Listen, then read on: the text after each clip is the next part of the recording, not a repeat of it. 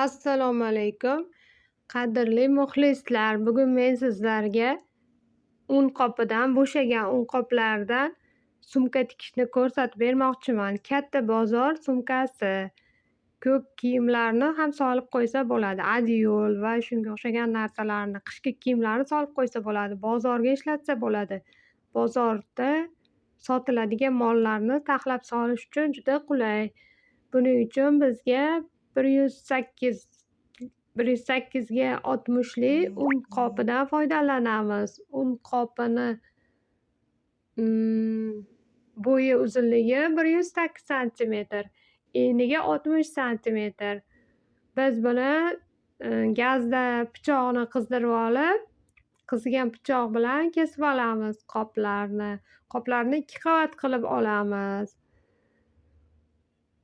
Va qoplarni kesganimizda agar titilib qolsa, shag'am yordamida uni kuydirib, eritib tekislab olamiz, chetlari titilib qolmasligi uchun.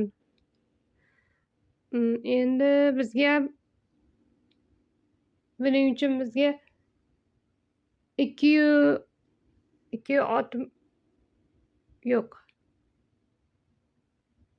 2 metrli zamok kerak bo'ladi bizga buning uchun. Sumkani zamogini qo'yishga va sumkani ko'taradigan bog'ichlarini enini 10 santimetr, uzunligini esa 108 santimetrda kesib olamiz. Bunaqa bog'ichdan bizga 2 ta kerak bo'ladi. 2 ta kesib olamiz. Va uni sumkani yon qismlariga joylashtiramiz tikib.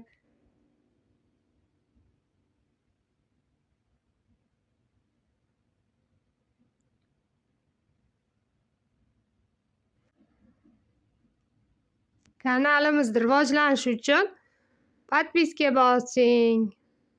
Agar yoqsa mabodo like bosing, qo'llab-quvvatlang. Mehnatimizni baholang.